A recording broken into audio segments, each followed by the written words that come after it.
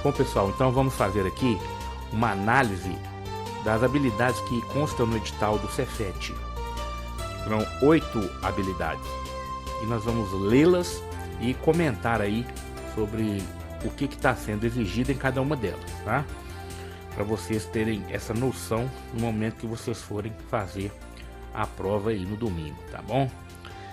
Então, a habilidade 1 aí, ó, o que está falando?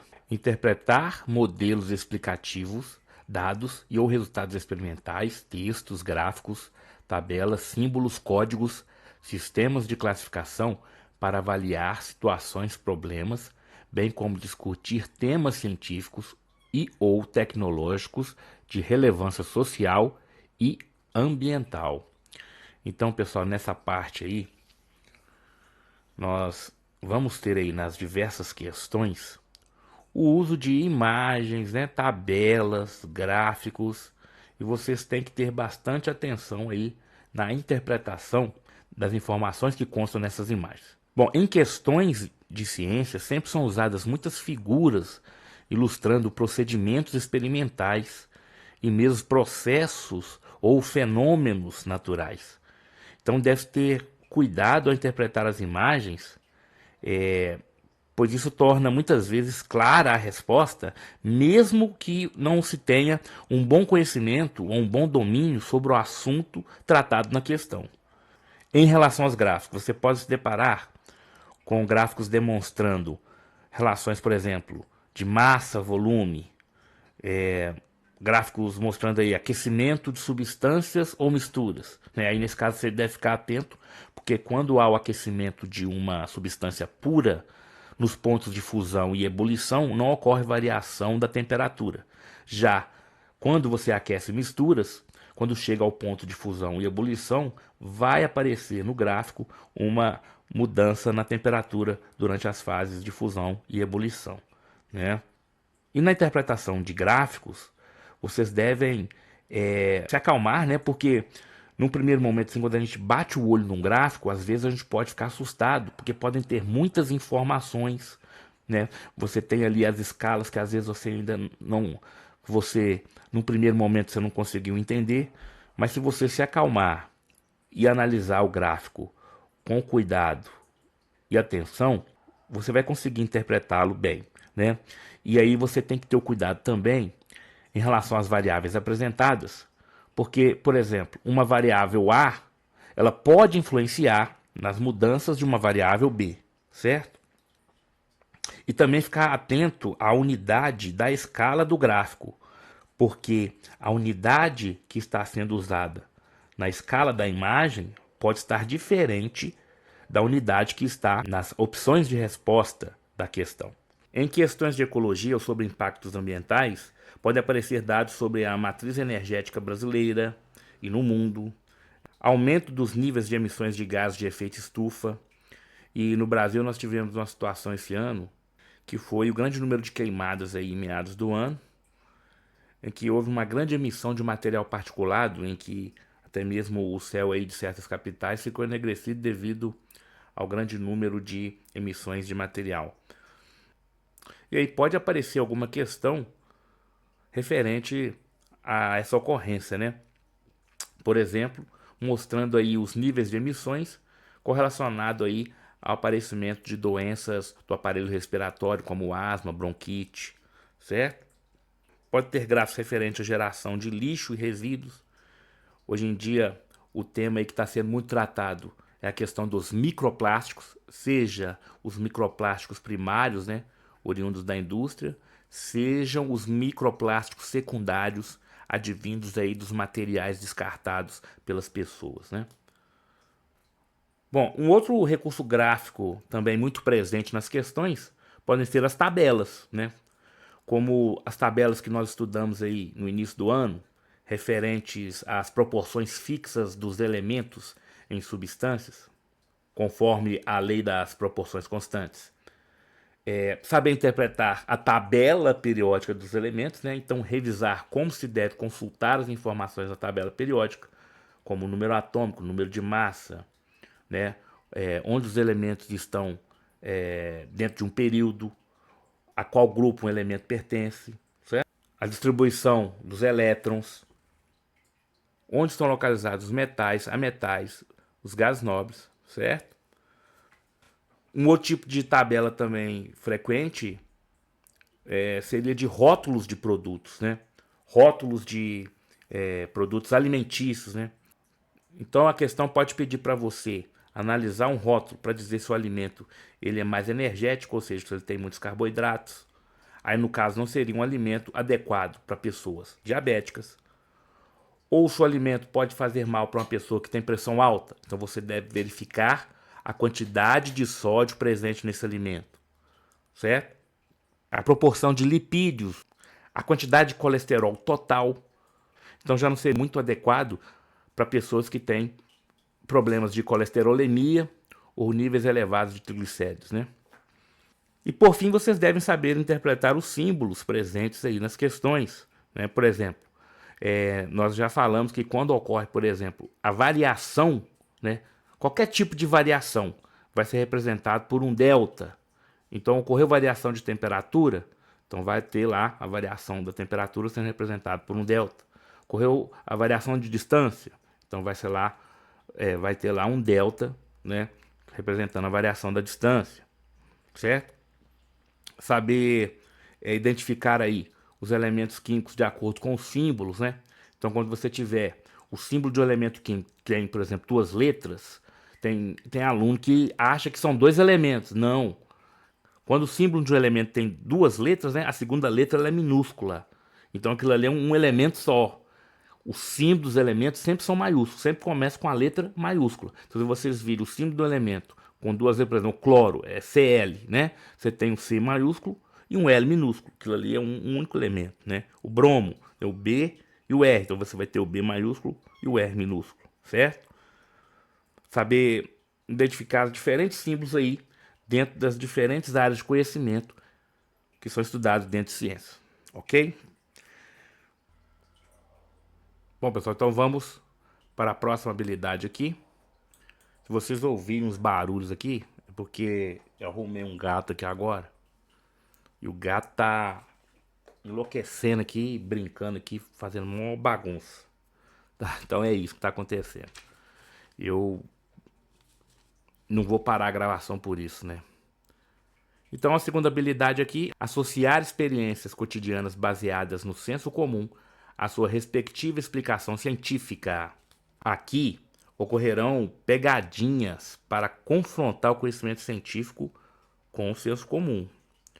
Então, como por exemplo, não confundir peso com massa, já que peso depende da atração gravitacional, enquanto a massa ela é invariável, né? Então, a massa de um corpo na Terra e na Lua vai ser a mesma, certo?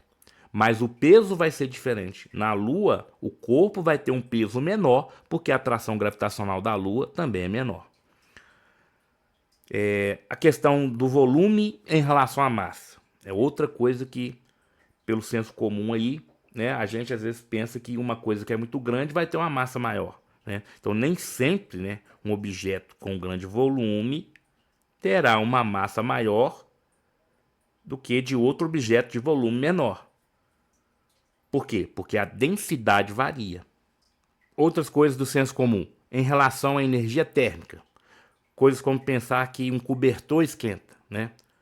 Então, um conceito do senso comum. Na verdade, o cobertor não esquenta. O cobertor ele vai estar apenas retendo o calor do corpo, certo?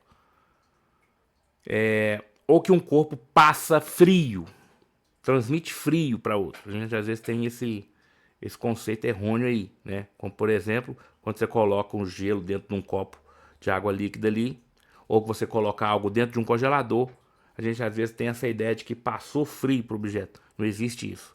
A transferência sempre será do corpo de maior temperatura para o corpo de menor temperatura. Então o que é transferido é a energia calorífica, né? Não o frio. Certo? Então fiquem atentos a essas coisas aí. Terceiro agora. Então, reconhecer o papel do Sol como fonte primária de energia nos ecossistemas de maneira a analisar as relações ecológicas que ocorrem entre os seres vivos, reconhecendo a posição ocupada por eles nas cadeias alimentares e ou identificando a importância biológica ou biotecnológica dos decompositores no ciclo da matéria.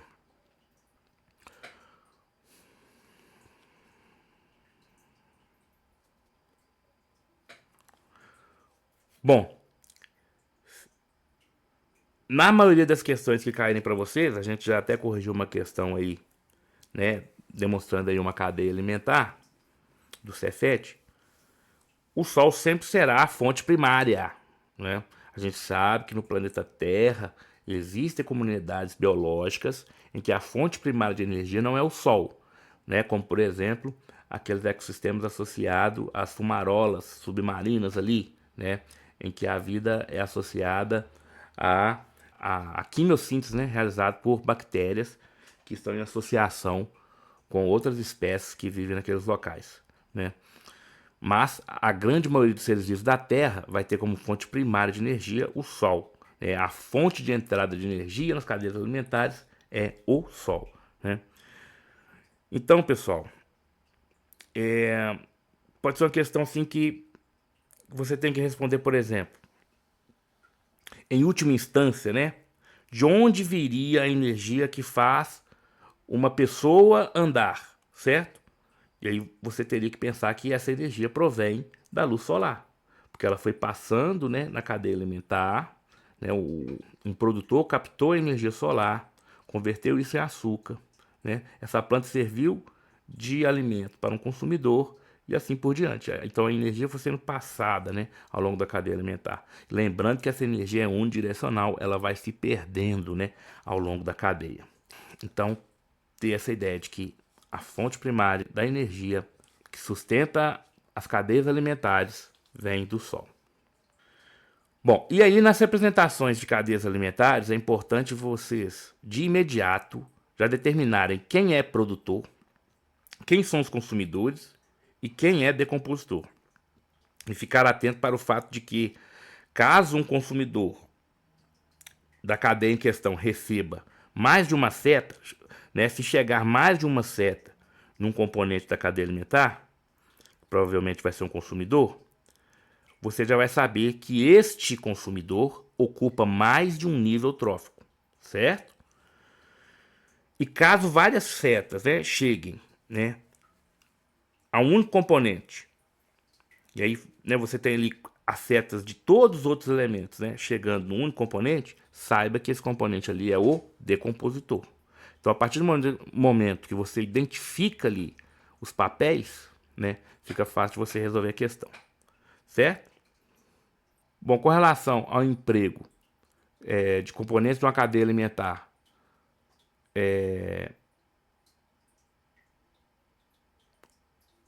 dentro da biotecnologia, eu posso pensar que posso pensar em, por exemplo, bactérias que têm a capacidade de degradar compostos, por exemplo, advindos do petróleo ou compostos plásticos. Então vão atuar aí na biorremediação, né? Então até mesmo micro-organismos transgênicos, né, alterados ou alterados geneticamente para poder decompor certos componentes poluentes aí, né?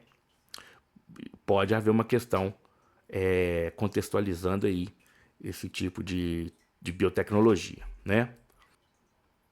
Que vão estar descontaminando, né, lençóis freáticos ou vão estar acelerando em processos de decomposição para facilitar a ciclagem da matéria, né, diminuindo a quantidade de resíduos, né, ou processo de biorremediação descontaminando ambientes, né, certo? Então vamos para a próxima. Agora, a habilidade 4.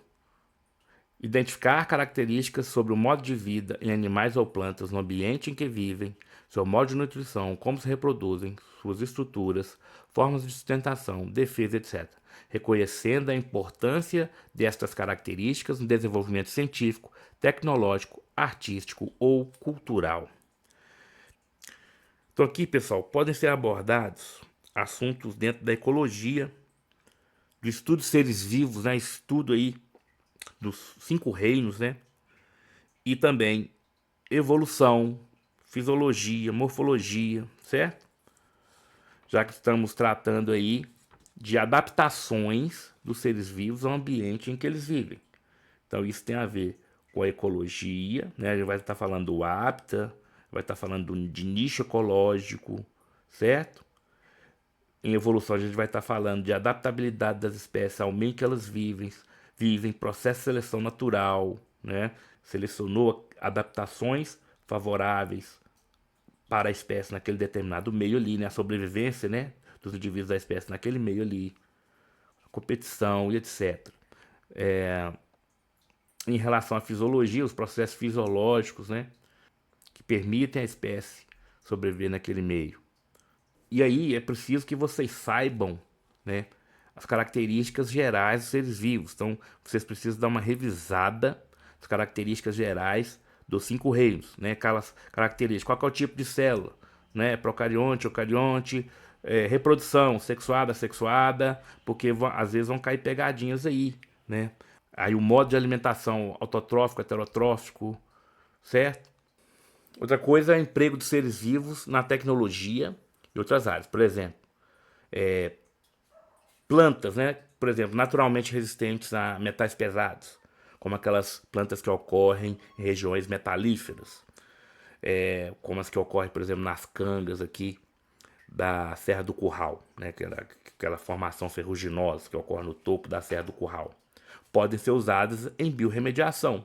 Então, a partir da adaptação da planta fisiológica ali, de conseguir resistir a metais pesados, você pode pegar aquela espécie ali e empregar aí na biorremediação de locais que são contaminados com metais pesados.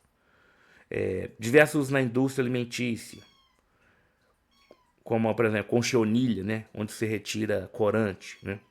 Bom, o estudo de características biológicas dos seres vivos, né, como é que eles podem ser empregados no desenvolvimento de novos medicamentos, alimentos, né, terapias regenerativas, como por exemplo estudos usando salamandras, né, a simetria dos organismos, aí já em outra área, pode servir de inspiração para artistas, né, a complexidade, a diversidade das formas de vida pode servir de inspiração para artistas visuais.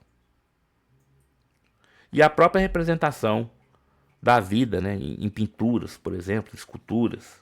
Os, os rituais de acasalamento, os movimentos animais, pode inspirar, por exemplo, coreógrafos, né, na dança aí, né.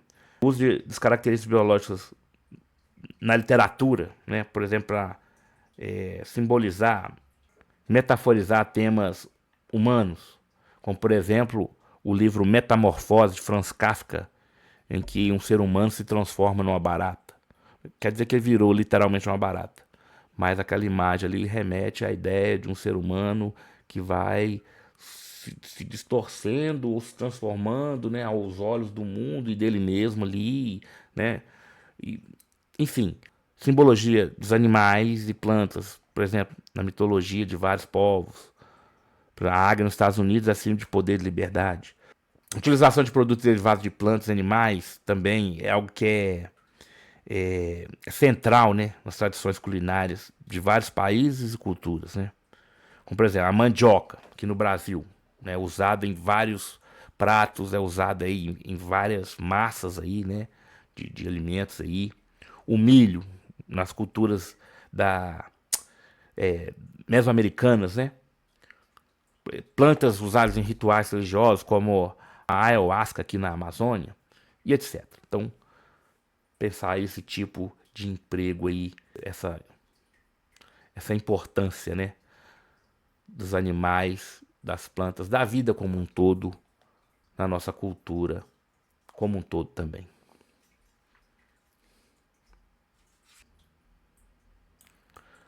Agora o 5. Analisar os movimentos de objetos celestes, Terra, Lua, Sol, estrelas, de diferentes referenciais, associando-os a fenômenos como as fases da Lua, eclipses lunares e solares, movimento da esfera celeste, estações do ano, dentre outros. Então aí é interessante a gente entender bem aí o modelo, né, heliocêntrico do sistema solar. E aí imaginar assim, ocorrendo as fases lunares e os eclipses em outros corpos celestes. Então, você imaginar que você vai estar em outros locais que não a Terra, né? Então, mudando aí o referencial, certo? Por exemplo, as fases da Lua que nós vemos aqui da Terra, como é que seria a gente ver a Terra estando na Lua, né? A gente veria fases da Terra estando na Lua?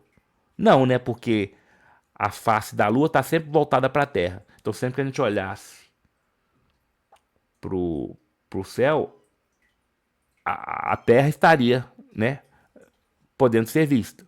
É claro que poderia mudar de posição, mas ela estaria sempre no céu. Então seria, a gente veria de outra forma, certo? Mais uma vez, a questão do referencial, pensar nos movimentos aparentes. Então, os movimentos aparentes do Sol ao longo do dia, né? É o Sol que está se movendo? Não, é a Terra que está realizando o movimento de rotação. E aí a gente tem essa impressão que o Sol está se movendo. Os movimentos da esfera celeste, que é algo imaginário também, já que é um movimento aparente. Então isso ocorre devido ao movimento de rotação da Terra e também ao movimento de translação. Em relação às estações do ano, né? Lembrar da inclinação do eixo da Terra em relação à órbita da Terra em torno do Sol. E aí entender que as diferenças de estações ocorrem devido a isso, né? Por causa desse eixo de inclinação da Terra, tá certo? E em relação a fenômenos que ocorrem no nosso sistema solar, esse ano aí a gente teve alguns eventos aí que foram bem significativos, que foram explosões solares, né? De acordo com a astronomia, de 11 em 11 anos, a atividade solar, ela aumenta, né? E aí nós temos aí essas explosões acontecendo aí nesses intervalos. Então, por exemplo, no mês de maio, ocorreram aí algumas explosões solares, sendo que a mais significativa foi na escala de X 8.7, que são explosões solares, né? Essa escala aí, quando você coloca aí a definição X, quer dizer que são explosões significativas que podem gerar impactos em nosso planeta, né?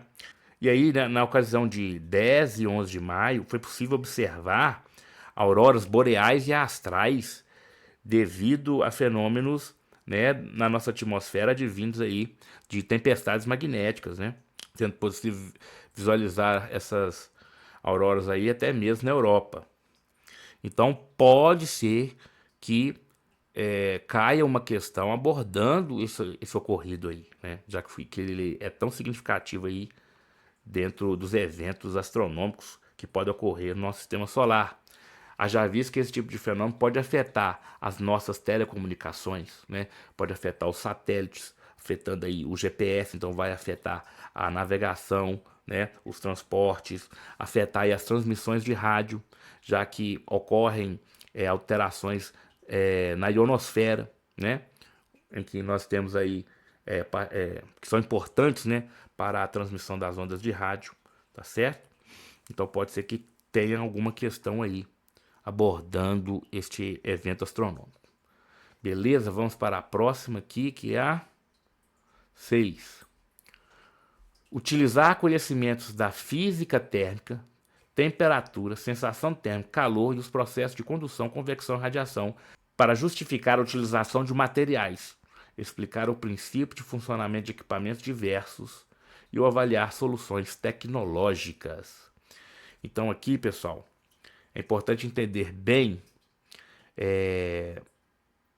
as diferenças, né, do que é condução, do que é convecção e o que é irradiação de calor, certo? Então, por exemplo, a condução ocorre por meio de contato direto entre objetos e a transferência de energia térmica devido à agitação das moléculas, certo? A convecção, em que há transferência de calor por causa da movimentação de um fluido aquecido. E no caso da irradiação, é por meio de ondas eletromagnéticas. E aí é importante também vocês diferenciarem temperatura de calor e saber o conceito aí de energia térmica, tá? Então, o que é temperatura? Temperatura, ela mede o nível de agitação das moléculas ou a energia cinética das moléculas. Tem a ver com a noção de quente e frio. Já calor, ele está associado à energia em trânsito. Então, o que é o calor? É o fluxo de energia entre dois corpos, tá? Então, não podemos dizer que um corpo tem calor, né? Porque o calor ele só vai existir quando ele estiver deslocando de um corpo para o outro, em que há diferença de temperatura, né? Então, na verdade, o que você pode dizer? Você pode dizer que o corpo tem energia cinética, ou energia interna, né? Energia térmica interna ali, mas não que ele tem calor, tá certo? Lembrando a questão, né, do equilíbrio térmico, que a transferência de calor ela cessa quando os dois corpos adquirem a mesma temperatura, né? Alcançam a mesma temperatura. Bom, e analisar funcionamento aí de equipamentos diversos, né?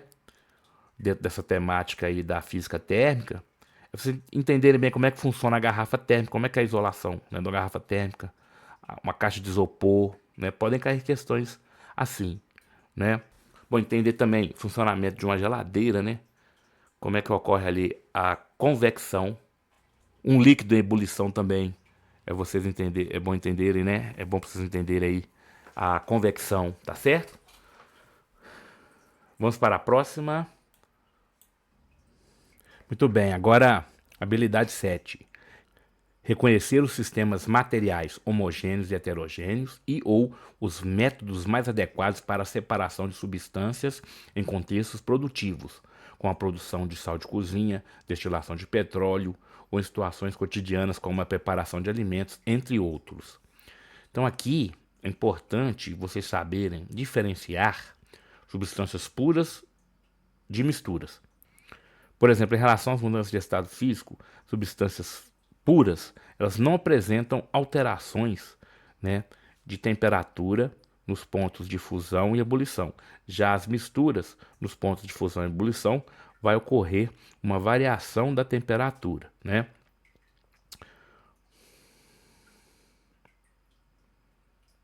Então é importante vocês perceberem substâncias puras ou misturas em coisas do cotidiano. Por exemplo, um suco de laranja. O que é um suco de laranja? Suco de laranja é uma mistura homogênea, né, que você vai ter ali água e os componentes da laranja misturados.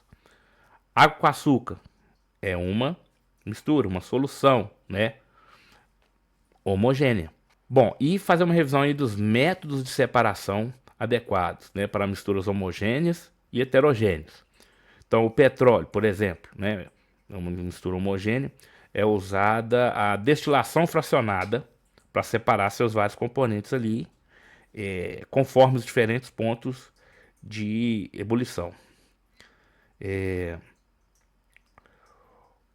A evaporação, né, é usada na separação de água e sal, produção do sal de cozinha aí. Decantação também é um método para separação aí de misturas. Até mesmo, por exemplo, centrifugação de uma máquina de lavar é um método de separação. Você está separando a água das peças de roupa sólidas ali. A filtração, usada para fazer o café, né? Separação do líquido do café do pó do café. Certo? Então, perceber aí a presença das misturas no cotidiano e métodos de separação também que são empregados no cotidiano. E agora a última habilidade 8, né? Que é identificar e ou comparar as características dos materiais presentes no nosso cotidiano, reconhecendo as diferentes situações que esses materiais podem ser aplicados, tendo-se em consideração suas propriedades, solubilidade, densidade, temperatura de fusão, temperatura de ebulição, condutibilidade térmica e elétrica e respostas às forças mecânicas.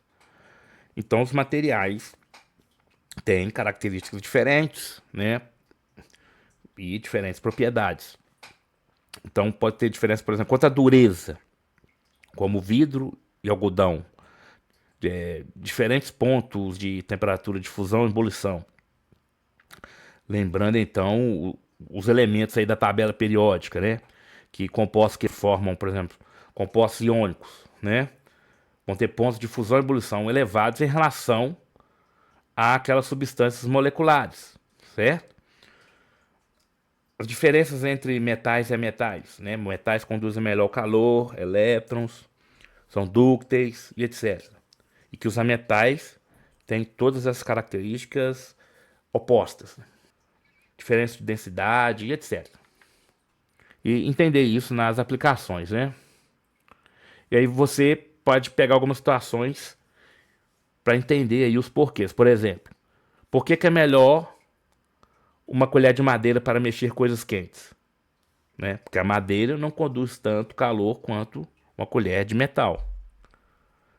Quando colocamos gelo na água, por que o gelo flutua na água líquida? Porque o gelo tem uma densidade menor que a água no estado líquido.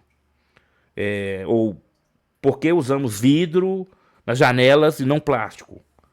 Aí você pode responder, porque o vidro resiste mais a impactos.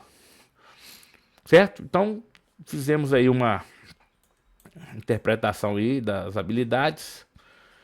Eu espero ter ajudado vocês aí a entender o que pode ser cobrado, exigido dentro de cada habilidade dessa aí presente no edital do Cefet. Certo? Então, pessoal, ficamos por aqui. Eu desejo aí uma boa prova para vocês aí no final de semana. Saibam que os estudos realizados são válidos, né? Pois vocês vão continuar na vida escolar e esses conhecimentos aí serão úteis para a vida escolar de vocês aí no ensino médio, né? Informação nunca é algo demais, né? Sempre é útil, sempre vai contribuir com vocês aí, dando um passinho a mais em direção ao sucesso na vida de vocês, tá certo? Então, pessoal, até a próxima, se Deus quiser.